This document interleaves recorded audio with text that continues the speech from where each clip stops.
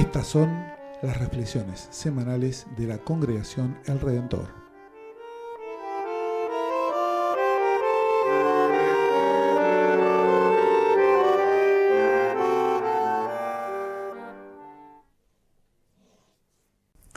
Vamos a leer del Evangelio de Lucas, el capítulo 21, los versículos 5 al 19.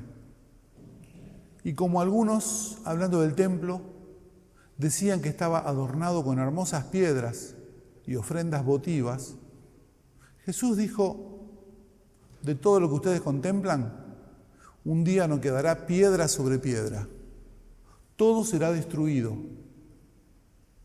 Ellos le preguntaron: Maestro, ¿cuándo tendrá lugar esto? ¿Y cuál será la señal de que va a suceder? Jesús respondió: tengan cuidado, no se dejen engañar, porque muchos se presentarán en mi nombre diciendo: soy yo. Y también el tiempo está cerca. No lo sigan. Cuando oigan hablar de guerras y revoluciones, no se alarmen. Es necesario que esto ocurra antes, pero no llegará tan pronto el fin. Después les dijo: se levantará nación contra nación y reino contra reino. Habrá grandes terremotos, peste y hambre en muchas partes. Se verán también fenómenos aterradores y grandes señales en el cielo. Pero antes de todo eso, los detendrán, los perseguirán, los entregarán a las sinagogas y serán encarcelados. Los llevarán ante reyes y gobernadores a causa de mi nombre. Y esto les sucederá para que puedan dar testimonio de mí. Tengan bien presente que no deberán preparar su defensa, porque yo mismo les daré una elocuencia y una sabiduría que ninguno de sus adversarios podrá resistir ni contradecir. Serán entregados hasta por sus propios padres y hermanos, por sus parientes y amigos, y a muchos de ustedes los matarán. Serán odiados por todos a causa de mi nombre, pero ni siquiera un cabello se les caerá de la cabeza. Gracias a la constancia salvarán sus vidas.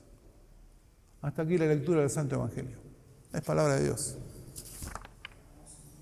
¿Cuánto más?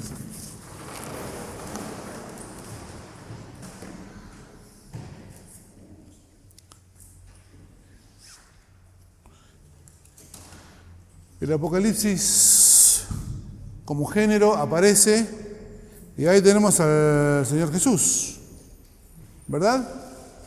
Con estas palabras a sus discípulos que suenan, ¿no? Un poquito suenan apocalípticas. Se viene, ¿sí? Sí.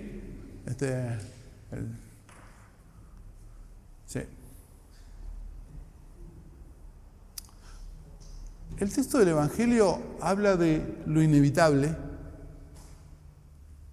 y habla de lo impredecible, ¿verdad? Hay cosas que son inevitables y son impredecibles. Ahora, no leímos solo el Evangelio, también leímos a Pablo. Y Pablo, ¿qué nos dice Pablo? ¿Cuál es la frase que les quedó de Pablo? Dele. El que no trabaja, que no coma. ¿Sí? Entonces, el Evangelio nos dice, hay cosas que son inevitables y que son impredecibles, ¿verdad? Y Pablo nos dice, ok, pero hay cosas que no. Hay cosas que son evitables y predecibles, ¿sí?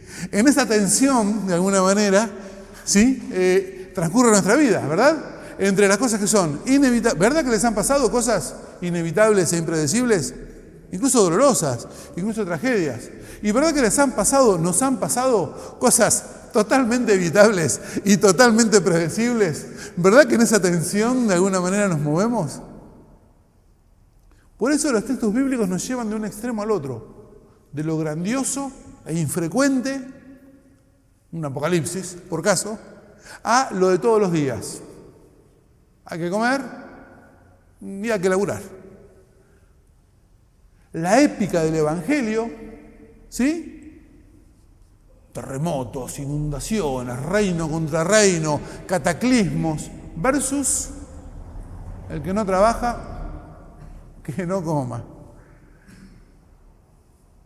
Como les dije, nos hablan de lo inevitable y lo impredecible, los textos, y también nos hablan de lo que es perfectamente evitable y perfectamente predecible. Pregunto, ¿conocen la alegoría, el ejemplo del cisne negro? ¿Han escuchado hablar cuando dicen, aparece un cisne negro? ¿Han escuchado? Levante la mano la persona que conoce la alegoría, el ejemplo del cisne negro. No veo ninguna mano levantada. Muy bien. Esto tiene que ver con algunos autores, con un filósofo que se llama Karl Popper y con algunos desarrollos posteriores a partir de Popper. ¿Los cisnes de qué color son? Blancos. Perfecto. Entonces, yo afirmo que todos los cisnes son blancos, ¿verdad? Y empiezo a construir teoría o ciencia o biología a partir de que todos los cisnes son blancos. ¿Sí? ¿En qué me baso para decir eso? En que nunca ha habido un cisne negro, ¿verdad? En que todos los cisnes que observó la humanidad durante mucho tiempo eran siempre blancos. Pero basta que aparezca un solo cisne negro, uno solo, para que toda la teoría se vaya al tacho. ¿Se entiende? Bueno, además aparecieron cisnes negros después en Australia, que fue divertidísimo. Pero efectivamente, construimos nuestra comprensión del mundo, ¿sí? Diciendo, todos los cisnes son blancos, no existe ningún cisne negro. No hace falta que haya muchos cisnes negros. Con que aparezca uno solo, ya no sirve más esa afirmación de que todos los cisnes son blancos. Esto se usa mucho, por ejemplo, en teoría económica, ¿no? La gente, los países, las empresas, arrancan diciendo, bueno, todos los cisnes son blancos. ¿Qué pasa cuando aparece un cisne negro? Al tacho de la teoría, ¿sí? Un cisne negro, entonces, es cuando aparece un evento inesperado, impredecible, que aparte cuando lo vemos en retrospectiva, decimos, pero era inevitable, me lo tendría que haber imaginado, ¿sí? Sobre eso, de alguna manera, si se escuchan hablar de la teoría del cisne negro, arranca en Popper la idea, y después hay otros desarrollos, algunos contemporáneos, ciertamente muy interesantes. Muy interesantes para mí. Capaz que ustedes lo leen, les parece un aburrimiento absoluto. Entonces, pensar que todos los cisnes son blancos, porque nunca vimos un cisne negro, no presenta grandes riesgos, ¿verdad? Bueno, depende. Siempre y cuando hablemos solo de cisnes, ¿sí? Si armo mi economía, si armo mi familia, si armo mi comprensión del mundo, si armo mi comprensión de la fe, pensando que todos los cisnes son blancos, bueno, me jugué un pleno a que no llegue a aparecer un solo cisne negro, porque en el momento que apareció uno, besito, se acabó. Todo lo donde yo fundé mi comprensión del mundo se fue al tacho. Bueno, de eso era el Evangelio, gente. El cisne negro no va a aparecer, dicen los discípulos. No hay cisnes negros. Todos los cisnes son blancos. Mirá, Señor, mirá qué hermosas piedras. Mirá qué edificio tan imponente el del templo. Esto va a estar para toda la vida. ¿Sí? Los discípulos están convencidos de que no hay cisnes negros. ¿Qué le dice Jesús a los discípulos? De todo esto, ¿qué va a pasar con todo ese edificio tan bonito? Paredes de 60, ¿sí? Vigas importantes, buenos cimientos. ¿Qué va a pasar con todo eso? No va a quedar piedra sobre piedra. No es un cisne negro. Viene una bandada de cisnes negros, le dice Jesús. Atentos, atentos. Entonces los discípulos preguntan, ¿cuándo va a pasar eso? Lógico, yo también haría la misma pregunta. Pero Jesús no le responde cuándo, ¿vieron? Le responde cómo va a pasar. Y en todo caso, que a partir del cómo, ellos puedan inferir, puedan concluir si está pasando o no está pasando lo del cisne negro. No les da una respuesta sencilla y unívoca. ¿Vieron? Les ofrece un montón de signos, un montón de pistas para que ellos los interpreten. La verdad, un amigo Jesús, ¿no? Los dejó más o menos como estaban antes, de alguna manera. Me impacta la frase, no quedará piedra sobre piedra de esto. No sé cómo les suena a ustedes. De esto no quedará piedra sobre piedra. Y me preguntaba, porque predicar es predicar el Evangelio, y Evangelio significa buena noticia.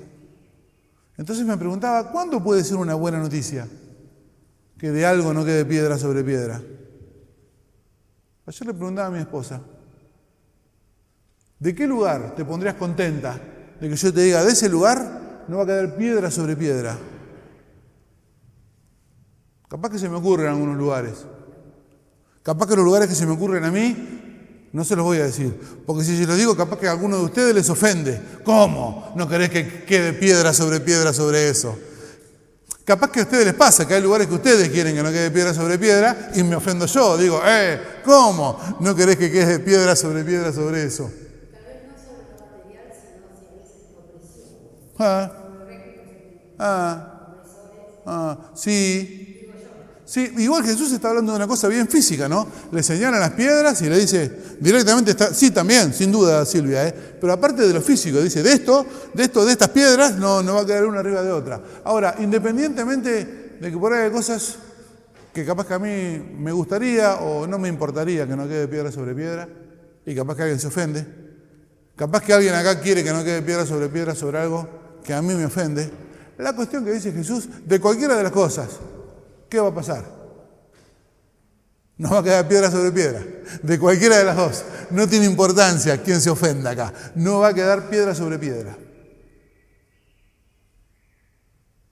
Ahora, si es así, si no va a quedar piedra sobre piedra, entonces, ¿eso no es una invitación al cinismo? ¿Para qué trabajar? Si no va a quedar piedra sobre piedra. ¿No es una invitación al cinismo? ¿No? Si total, todo se va al tacho. ¿Qué sentido tiene? ¿Qué importa lo que haga? ¿Qué importa ser cauto? ¿Qué importa ser prudente? Parece un tango, ¿no? ¿Qué importa ser bueno, de alguna manera, ¿no? Si total se va todo al tacho, ¿sí? ¿Qué importa ser solidario? Si no va a caer piedra sobre piedra. Total, haga lo que haga, de todo esto, también de lo que yo haga, también de lo que yo construya, ¿qué va a pasar? No va a caer piedra sobre piedra. Y de lo que construya la congregación al Redentor, ¿qué va a pasar con lo que construya la congregación al Redentor? No va a quedar piedra sobre piedra. Y de lo que construya el luteranismo en el mundo, ¿qué va a pasar? No va a quedar piedra sobre piedra. Y de lo que construye el cristianismo a lo largo de 2000 años, ¿qué va a pasar?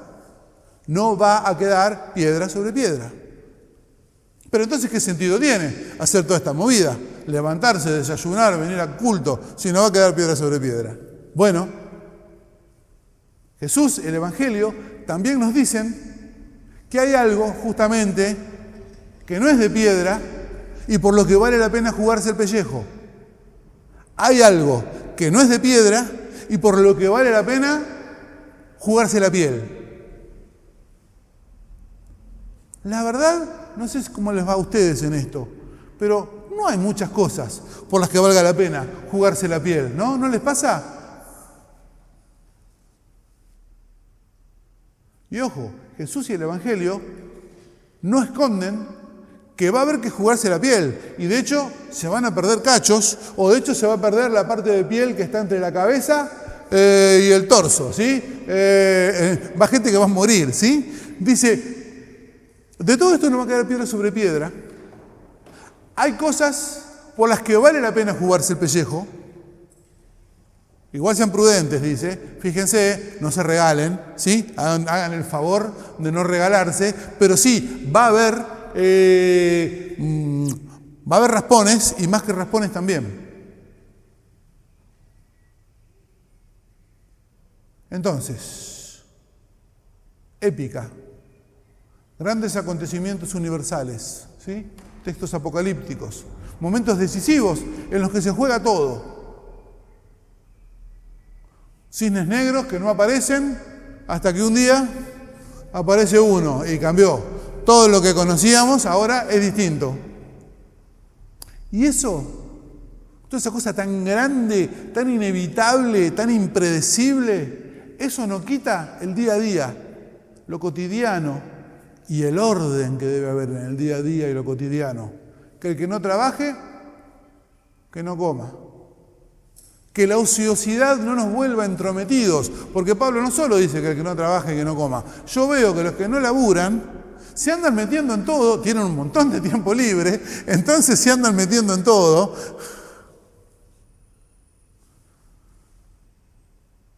Querida comunidad, las buenas noticias a veces vienen en un envoltorio raro. A veces la buena noticia viene en un envoltorio difícil de entender. Las buenas noticias también pueden incomodarnos. Quiera Dios regalarnos caminar nuestra vida personal y como comunidad, animándonos a desempaquetar esas buenas noticias que vienen en envoltorios raros. Esas buenas noticias que, a pesar de que son buenas noticias, a veces vienen a incomodarnos. Amén.